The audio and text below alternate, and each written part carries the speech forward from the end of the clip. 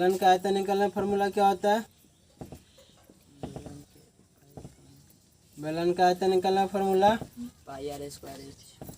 पाई r square h, यानी कि वृत्त के क्षेत्रफल में उसकी ऊंचाई को ऊंचाई से गुना कर देंगे तो बेलन का आयतन। बेलन का वक्र पृष्ठ क्या होता है? 2 पाई आर इंटू एच।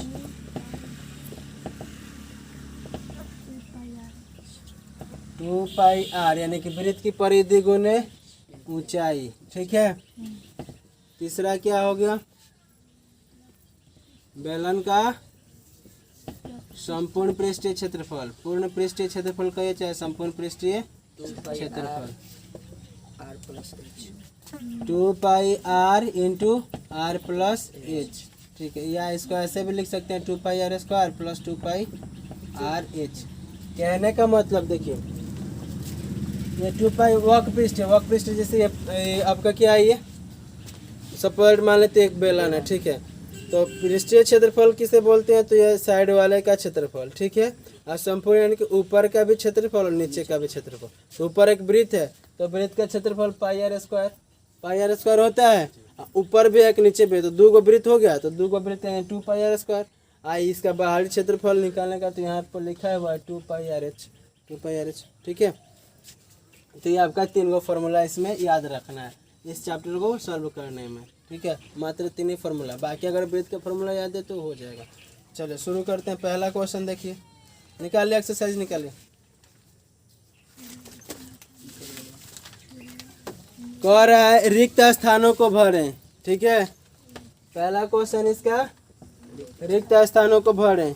एक लंब वृत्तीय बेलन की त्रिज्या कितनी दी गई है? इसमें आर का मान 7 सेंटीमीटर। 7 सेंटीमीटर और ऊंचाई एच का मान कितना दिया है? 5 सेंटीमीटर। तो उसका वक्र पृष्ठीय क्षेत्रफल बताना है। वक्र पृष्ठीय क्षेत्रफल क्या होगा इसका फॉर्मूला? अभी यहाँ लिखे हैं वक्र पृष्ठीय क्षेत्रफल निकालना फॉर्मूला क्या होता है? 2 पाई आर एच होता है। तो फॉर्मूला पे रख के हल कर दीजिए। क्या करना है, इसका एरिया निकाल लीजिए। वक्र पृष्ठीय क्षेत्रफल 2 पाई आर एच। तो क्या हो गया? 2 इंटू पाई का मान 22/7, आर का मान एच का मान। पाई का मान हमेशा कितना रखा जाता है? 22/7। ठीक है, तो ये 7 से 7 को बार में कटेगा? एक बार में। तो ए का मान यानी कि वक्र पृष्ठ कितना? 22 दूना के 44, 44 25 220 मीटर स्क्वायर। सेंटीमीटर में दिया हुआ तो सेंटीमीटर, मीटर में दिया हुआ तो मीटर स्क्वायर, जो यूनिट दिया तो सेंटीमीटर में दिया तो सेंटीमीटर स्क्वायर। ठीक है, उसी तरह इसका दूसरा क्वेश्चन देखते हैं। चलिए 2 नंबर देख लेते हैं। 2 नंबर क्वेश्चन को आ रहा है, किधर गया? एक लंब वृत्तीय बेलन की ऊंचाई 7 सेंटीमीटर और आधार का व्यास 10 मीटर दिया है। बेलन का देखिए ऊंचाई कितना दिया है? 7 मीटर में दिया है ना, और व्यास दिया है, व्यास यानी डायमीटर। डी का मान कितना दिया है? 10 मीटर। व्यास कहने मतलब यहाँ से यहाँ तक की लंबाई। ठीक है, तो त्रिज्या कैसे निकलता है? तो व्यास का आधा त्रिज्या होता है ना, तो इसका आर का मान कितना हो जाएगा? 10/2। डी बराबर क्या होता है? 2 आर होता है। तो आर बराबर D/2, यानी कि व्यास का आधा त्रिज्या होता है। तो 2 से 1 बार कटेगा तो 5 मीटर इसका क्या निकल गया? 5 मीटर क्या है इसका? त्रिज्या है। तो हमसे पूछ क्या रहा है? वक्र पृष्ठीय क्षेत्रफल नहीं, आयतन पूछ रहा है। आयतन है कि वॉल्यूम? वॉल्यूम निकालने का फॉर्मूला क्या लिखा है? पाई आर स्क्वायर एच। तो पाई का मान 22/7, आर यानी कि 5 का स्क्वायर यानी 5 कितना बार लिखेंगे? 2 बार। एच का मान कितना है?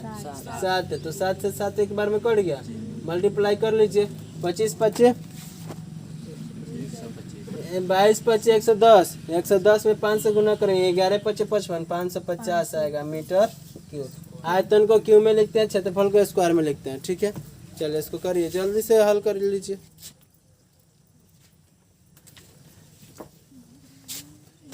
22 25 110, 110 11 25 55।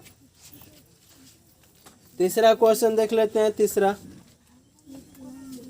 तीसरा कह रहा है एक लंब वृत्तीय बेलन का व्यास 7 सेंटीमीटर है। डी का मान दिया है 7 सेंटीमीटर ना, तथा ऊंचाई एच का मान कितना दिया है? 5 सेंटीमीटर तो कह रहा है वक्र पृष्ठ क्षेत्रफल। ए का मान बताना है, तो ए का मान क्या होता है 2 पाई आर एच होता है ना। तो 2 पाई का मान 22/7 और आर तो मालूम नहीं, डी मालूम है, डी कितना है 7 है, तो 7/2 हो जाएगा आर का मान। और इंटू एच का मान 5, 7 से 7 2 से 2 है, तो ए बराबर कितना होगा 22 पचे 110 मीटर स्क्वायर हो तो गया, सेंटीमीटर में सेंटीमीटर स्क्वायर। चलिए लिखिए जल्दी इसको। कल बंदे रहे। चलिए 2 नंबर क्वेश्चन देखते हैं हम। चलिए देखिए, बात नहीं, किसी समबेलन की त्रिज्या 7 सेंटीमीटर तथा ऊंचाई 10 सेंटीमीटर, इसका वक्र पृष्ठीय क्षेत्रफल निकाल देना है। बहुत आसान क्वेश्चन, यही होगा वक्र पृष्ठीय 2 पाई आर एच निकल जाएगा। दो का दूसरा कह रहा है एक लंबवृत्तीय बेलन के आधार का क्षेत्रफल पाई ए स्क्वायर सेंटीमीटर स्क्वायर तथा ऊंचाई 20 सेंटीमीटर, तो इसका वक्र पृष्ठीय क्षेत्रफल इसको बताना पड़ेगा। ये भी तो आसानी है, चलिए देख लीजिए। 2 का 2 नंबर क्वेश्चन देखते हैं बाबू, ठीक है। कह रहा है एक लंबवृत्तीय बेलन के आधार का क्षेत्रफल, बेलन के आधार का क्षेत्रफल मान लेते हैं आपका बेलन है, क्या है ये आपका बेलन, इसके आधार का क्षेत्रफल दिया है, कितना दिया है, ये अब इसका आधार है ना है? तो अब आधार इसका किस आकार का है, वृत्त के आकार का है, तो इसका क्षेत्रफल कितना दिया है पाई ए स्क्वायर दिया है, क्षेत्रफल कितना दिया है पाई ए स्क्वायर दिया है, पाई ए स्क्वायर, ठीक है। तो अब बताइए आधार का क्षेत्रफल हमको दिया, आधार का पाई ए स्क्वायर, तो पहले हमको त्रिज्या मालूम करनी पड़ेगी ना कि त्रिज्या क्या होता है। तो बताइए वृत्त का क्षेत्रफल निकालना फॉर्मूला होता है पाई आर स्क्वायर है, तो त्रिज्या निकालने क्या फॉर्मूला होता है रूट अंडर क्षेत्रफल बटा पाई, यही ना फॉर्मूला होता है। एच नहीं होता, तो एच नहीं होता है इसमें, तो त्रिज्या क्षेत्रफल का मान कितना होता है, सॉरी क्षेत्रफल का मान पाई ए स्क्वायर दिया है और बटा में पाई से पाई कट गया, तो त्रिज्या बराबर रूट अंडर ए स्क्वायर, यानी कि रूट ए कितना बार है 2 बार है रूट के अंदर, तो रूट से बाहर कब बार में निकल, 1 बार में आएगा, तो यानी कि त्रिज्या कितना आ गया आर का मान, त्रिज्या ने किया आर का मान ए आ गया। अब हमसे कह रहा है वक्र पृष्ठीय क्षेत्रफल पूछ रहा है, क्या पूछ रहा है वक्र पृष्ठीय क्षेत्रफल। फॉर्मूला क्या होता है 2 पाई आर एच, बेलन का वक्र पृष्ठीय क्षेत्रफल पूछ रहा है, तो फॉर्मूला 2 पाई आर एच, 2 पाई का मान पाई ए रहने दीजिए, आर का मान कितना है ए और एच का मान कितना है, तो एच का मान आपको क्वेश्चन में दिया है, ऊंचाई बी दिया है, ऊंचाई क्या दिया है बी दिया है, 2 pi r square sorry 2 pi r h होता है तो बी वो तो क्या है इसका answer centimetre square. 2 pi r h यानी कि पाई 2 पाई ए बी, ठीक है।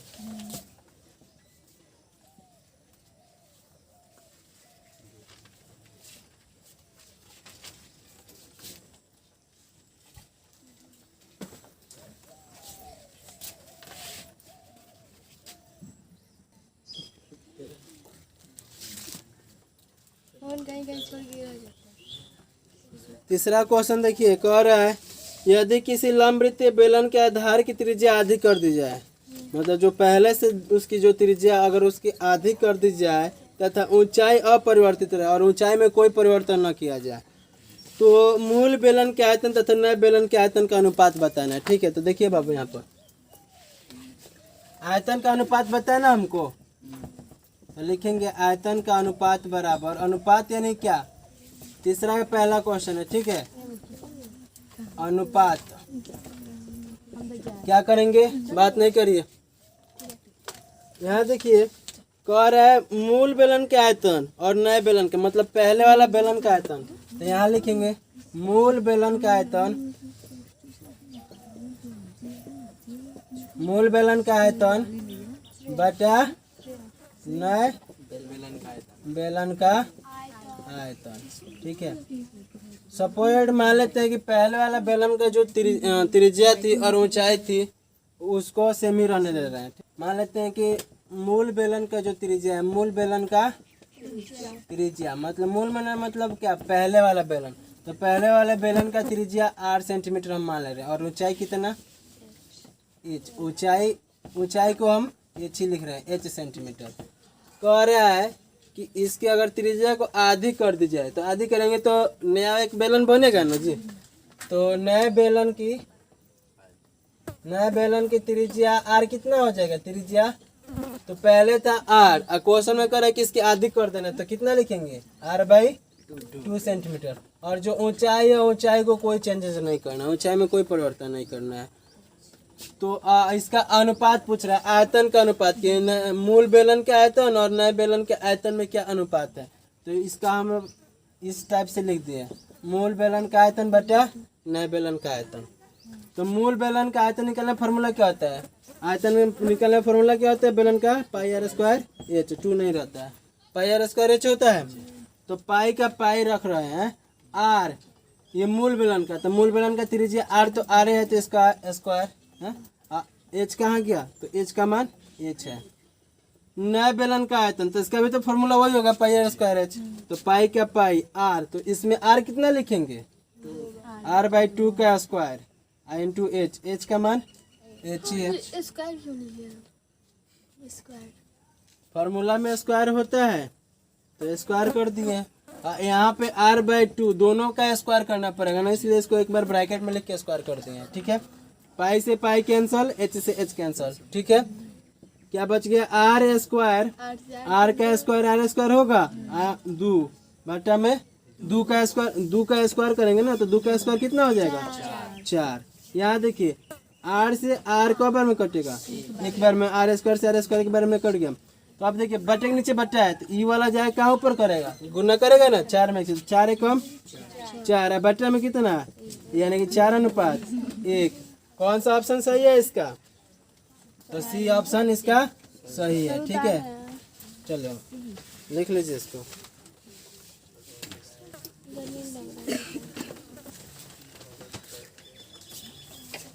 तीन का दूसरा सेम इसी तरह कह रहा है, सम्मेलन त्रिज्या और ऊंचाई दोनों को दुगुनी कर दी जा रही है, तो उसका आयतन का अनुपात बताना है। कर लीजिएगा आप। तीसरा भी सेम इसी तरह है, चौथा भी इसी तरह है। आप लोग इसको बनाइएगा, नहीं आएगा तो फिर कल देखा जाएगा।